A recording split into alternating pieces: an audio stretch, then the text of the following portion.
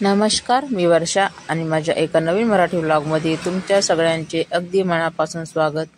आज आहे मार्गशीर्ष महिन्यातील चौथा गुरुवार, म्हणजे शेवटचाच गुरुवार आहे आज। आणि आज होतं उद्यापन आणि अशा प्रकारे मी माझी पूजा मांडून घेतली। परंतु मला फुलं आणायसाठी मार्केटमध्ये जायला काही मिळालं नाही, त्यामुळे फक्त फुलं व्हायची राहिली होती आणि पोथी वाचायची, आरती करायची होती। आणि आता टाइम झाला होता 9 वाजले होते सकाळचे। तर मी सगळे कामं आवरून पूर्णपणे पूजा मांडून घेतली, दिवे लावून घेतले, छान देवीला सजवलं आणि आता मला जायचं आहे मार्केटमध्ये। तर अशा प्रकारे छान पूजा मांडली आणि आता फुलं, पेढा ह्या फक्त वस्तू आणायच्या आहे। फळं आणले होते आदल्या दिवशी मार्केटमध्ये गेले होते तर, आणि फुलं फक्त राहिले होते आणायची। तर मग आता मार्केटमध्ये जाऊन आली, फुलं आणले, छान वेणी बनवली देवीसाठी घरीच मी। आणि दुसरा जो महालक्ष्मी मातेचा मुखवटा होता तिला छोटा हार बनवला।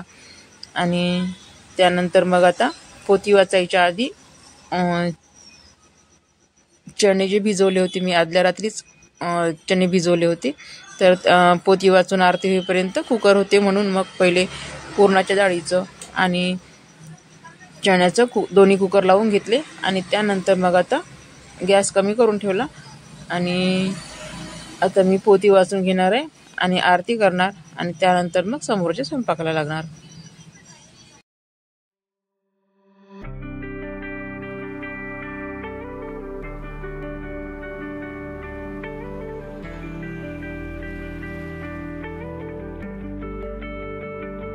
महालक्ष्मी मातेला हार घालून घेतला, गजानन महाराजांना झेंडूच्या फुलाचा हार बनवला, तो पण घातला। आणि सर्व देवांना फुलं वाळले छान। नैवेद्यामध्ये पेढा ठेवला कारण स्वयंपाक व्हायचा होता।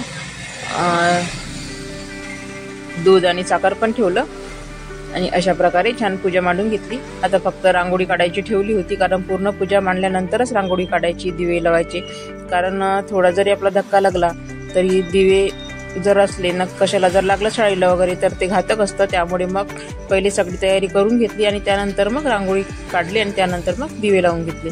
आणि आता फक्त आरती करायची होती, तर आता आरती करून घेतली मी आणि त्यानंतर आता समोरचा स्वयंपाक करणार।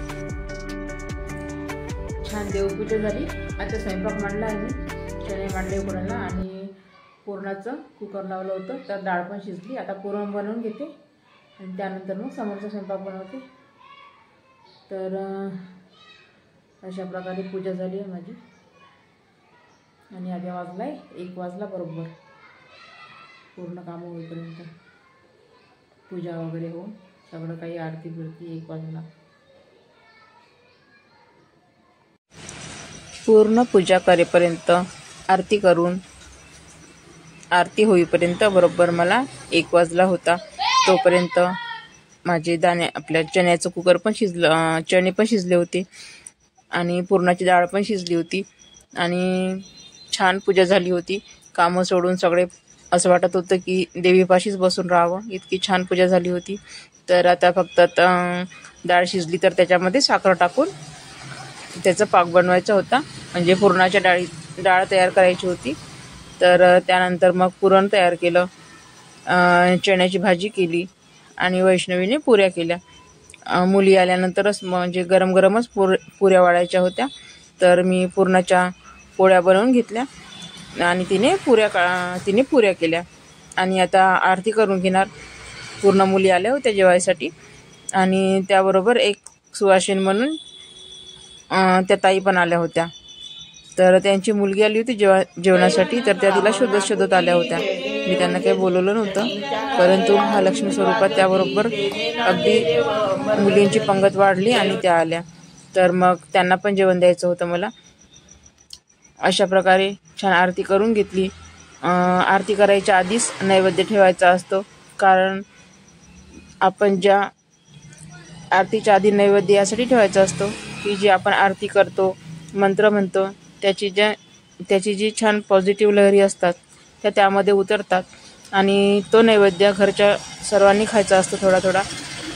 तर अशा प्रकारे नैवेद्य आधीच ठेवायचा आणि त्यानंतर मग आरती करायची। कारण आमच्या इकडे महालक्ष्म्या बसतात ना, तर पहिले नैवेद्य पूर्ण तिचं ताट मांडतात दोन्ही महालक्ष्म्याचं आणि त्यानंतरच मग आरती करतात। तर म्हणून आपण कोणताही देवाची पूजा करायचं असल्यास पहिले नैवेद्य ठेवायचा आणि त्यानंतर मग आरती करायची. तर अशा प्रकारे छान आरती, पूजा, नैवेद्य सगळं काही झालं होतं. तर देवांची आरती झाल्यानंतर पूर्ण घरामध्ये पण आरती फिरवायची, छान बाहेरून दरवाजाला पण आरती द्यायची, धूप कापूर दाखवायचा आणि त्यानंतर मग आपण कापूर घ्यायचा. तर असं केल्यानंतर मग सगळ्या मुलींनी कापूर घेतला आणि त्यानंतर आता मुलींना जेवण वाढणार मी. जमलं नाही पाहिजे, दुरून घेतलं तू बसा आपापल्या सीटवर बसा. तू घेतलं का? आता मुलींना जेवण वाढायसाठी मी खाली छान चद्दर टाकल्या आणि त्यावरच मुलींना बसवलं. नवीन आपले जे बेडशीट असतात त्याच टाकल्या आणि छान त्यांचे पहिले पाय धुवायचे, नंतर पायाला हळदी कुंकू लावायचं, त्यानंतर मग कपाळाला हळदी कुंकू लावायचं, अक्षरा लावायच्या आणि त्यानंतर मग आपण जे काही साहित्य त्यांना द्यायसाठी आणलं ते, तर मी छोटे रुमाल आणले होते, केळं आणि फुलं हेच देणार होते. तर सर्व मुलींचे पाय धुवून घेतले, त्यांना हळदी कुंकू लावलं आणि सगळ्यांचं झाल्यानंतर मग त्या ताईचे पण पाय धुतले, त्यांना पण हळदी कुंकू लावलं, त्यांची ओटी भरली आणि मुलींना केळ, फूल आणि रुमाल हे द्यायचं होतं. कारण आपण लक्ष्मीच्या पुस्तक जरी वाटले तरी त्या अशा पडूनच राहतात, कारण त्याचा उपयोग कोणी करतात किंवा नाही करत अशातून असते आणि प्रत्येक घरीच हे व्रत असते. त्यामुळे पुस्तकं वाटले की ते पळूनच राहतात. त्यामुळे मग मी पुस्तकं वाटत नाही, तर त्यांना रुमाल म्हणजे मुलींना आवडेल अशा कोणत्याही वस्तू एक आणते आणि देते. अशा पूर्ण वस्तू नाही देत, कारण छोट्या मुली कशा कोणत्या वस्तू दिल्या तरी इकडे तिकडे टाकून देतात आणि रुमाल हा नेहमीसाठी उपयोगी पडतो. त्यामुळे मग मी रुमालच आणले होते. वैष्णवीने जाऊन मार्केटमधून रुमालच आणले होते, तिने पॅकच आणलं होतं रुमालाचं. तर अशा प्रकारे छान मुलींची लक्ष्मी स्वरूप मानून मुलींना त्यांचे पाय धुवून हळदी कुंकू लावून अक्षता लावून त्यांची छान पूजा करून घेतली. नंतर त्यांना नमस्कार केला आणि या छोट्या मुलीची आई पण आली होती, त्या ताई पण आल्या होत्या, त्यांची पण ओटी भरली, त्यांना पण केळ, फूल आणि रुमाल पण दिला, ओटी पण भरली आणि मुलींना पण केळ, फूल आणि रुमाल दिला आणि आता फक्त मला त्यांना जेवण वाढायचं होतं. तर मोठे माणसं परवडतात, पण छोट्या मुली इतक्या गडबड करतात की एकटीला सगळं करणं थोडं अवघड जात होतं. परंतु म्हणजे वैष्णवीने आणि दीपकने मला मदत केली त्या कामामध्ये, तर सगळं काही सुरळीत झालं आणि हे सगळं दिल्यानंतर आता मी त्यांना जेवण वाढून घेणार. आणि लक्ष्मी स्वरूप सर्व मुलीच नसतात घालायच्या, त्यांच्याबरोबर एखादा मुलगा पण जेवायला घालायचा असतो. तर हा प्रणव आला होता, तर त्याला पण नंतर मग मी जेवण दिलं. आपण कोणतीही पूजा मनापासून केलं तर त्याचं फळ हे नक्की मिळते. तर ह्या ताई ज्या आल्या होत्या त्या न बोलवताच आल्या होत्या आणि लक्ष्मीचं रूप मानूनच मी त्यांची पूजा केली, त्यांची ओटी भरली आणि त्यांना पण जेवण दिलं.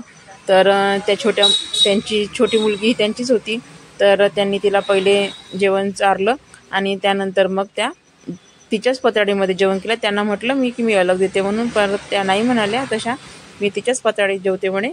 तर तिच्यासोबतच मग त्यांनी पण जेवण केलं आणि अशा रीतीने माझं आजचं म्हणजे शेवटच्या गुरुवारचं, मार्गशीर्ष महिन्यातील शेवटच्या गुरुवारचं उद्यापन मी केलं आहे.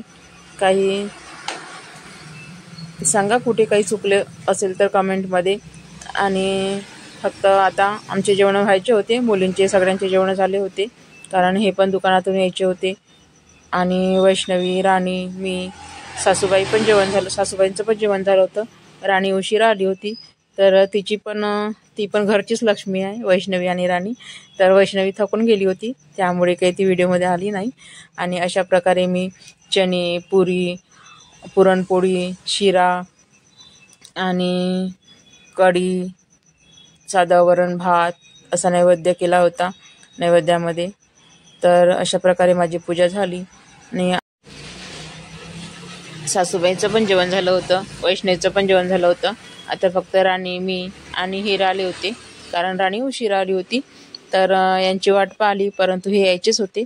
त्यामुळे माझा गुरुवार असल्यामुळे मग हे आल्यानंतर मग आम्ही सगळ्यांनी मिळून जेवण केले. आणि असं माझं आजचं उद्यापन झालं आहे. काही चुकलं असल्यास कमेंट करून सांगा आणि व्हिडिओ आवडल्यास नक्कीच लाईक, शेअर आणि सबस्क्राईब करा. आणि पुन्हा भेटू एका नवीन व्हिडिओसह. तोपर्यंत सर्वांना बाय बाय.